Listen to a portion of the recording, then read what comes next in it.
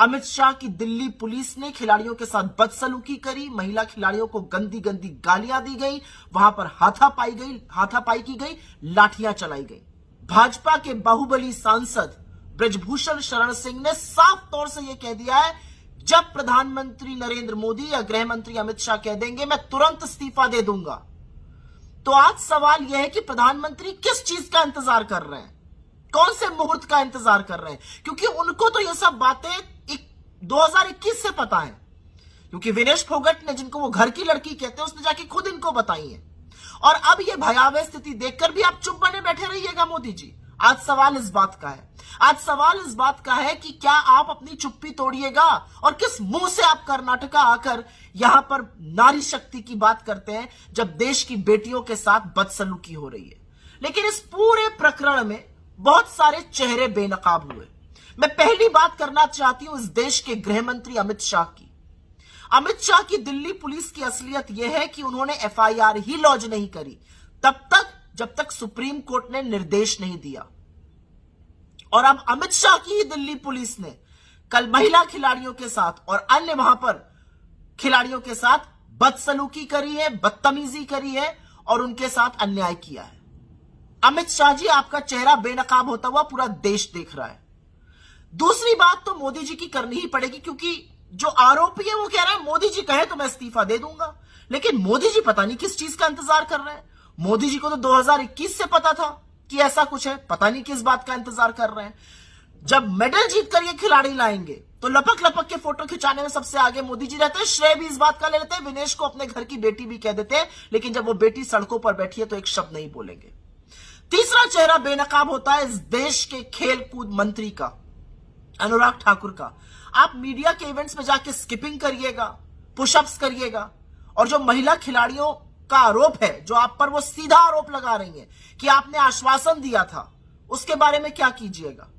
आप गोली मारो के नारे जरूर दिल्ली में लगवा दीजिएगा, दिल्ली में वहीं पर बैठी हुई लड़कियों की टोह लेने की आपने नहीं सोची अभी तक। और चौथा चेहरा बेनकाब होता है भाजपा की महिला नेत्रियों का, और खास तौर से महिला बाल विकास मंत्री स्मृति ईरानी का। उन्होंने तो मौन धारण कर लिया इस पूरे मुद्दे पर। वो गला फाड़ के तभी चीखती हैं जब राहुल गांधी का नाम आ जाता है, अन्यथा वो मौन धारण करके रहती हैं। पांचवी बड़ी बात करनी पड़ेगी इस देश के महिला आयोग की, रेखा वर्मा जी की। रेखा वर्मा जी ने आंख पर पट्टी बांधी हुई है। वो पट्टी वो तभी खोलती हैं जब विपक्ष के खिलाफ साजिश रचनी हो भाजपा के साथ मिलकर, अन्यथा वो कहीं पर भी किसी महिला के खिलाफ अत्याचार हो जाए वो एक शब्द नहीं बोलती है, कोई कार्रवाई नहीं करती है। विपक्ष का मामला हो दौड़ी दौड़ी चली जाएंगी काम करने के लिए, सारा रंजिश के तहत, साजिश के तहत वो काम करती है।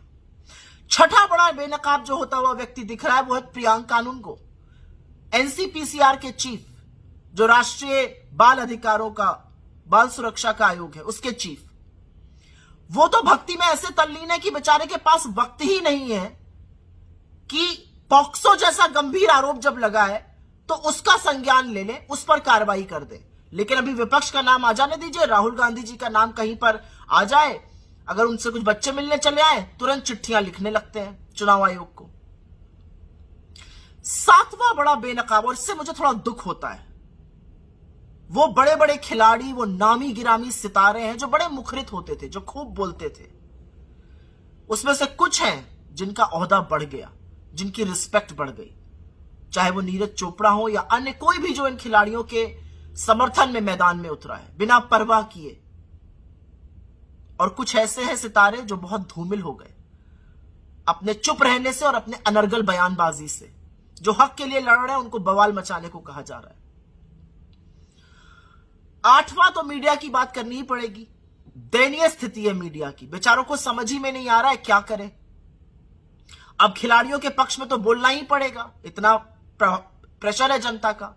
ब्रजभूषण सिंह से भी सवाल किए जा रहे हैं, लेकिन मजाल है कि अमित शाह की दिल्ली पुलिस और अमित शाह से पहले दिल्ली पुलिस के रवैये पर सवाल करें या प्रधानमंत्री की चुप्पी पर सवाल करें, क्योंकि ब्रजभूषण शरण सिंह कहते हैं प्रधानमंत्री बोल दे मैं इस्तीफा दे दूंगा। मजाल एक सवाल किया जाए कि प्रधानमंत्री क्यों नहीं बोल रहे हैं, हर बार संरक्षण आरोपी को ही क्यों देते हैं प्रधानमंत्री और गृह मंत्री, वो सवाल नहीं कर सकते। लेकिन असलियत यह है कि अब जो गेंद है ना वो ब्रजभूषण शरण सिंह ने आपके पाले में डाल दी है मोदी जी, ये कहकर कि जब आप कहिएगा या गृह मंत्री कहेंगे तो वो रिजाइन कर देंगे। तो आप किस बात का इंतजार कर रहे हैं? क्योंकि यह देश देख रहा है कि न्याय और अन्याय की बीच की दहलीज में अब आप खड़े हुए हैं। आप क्या करिएगा वो बताएगा कि इस देश की बेटियों की रत्ती भर भी आपको फिक्र है कि नहीं। 13 दिन से ऊपर होने को आ गए। वो सुशोभित खिलाड़ी जो इस देश का गौरव बढ़ाते हैं, जो बड़े बड़ों को पटखनी दे देते हैं, जो लोगों को चारों खाने चित्त कर देते हैं, आंसुओं से रो रहे हैं। न्याय और अन्याय के बीच की इस दहलीज में अब आप खड़े हैं। क्या कीजिएगा मोदी?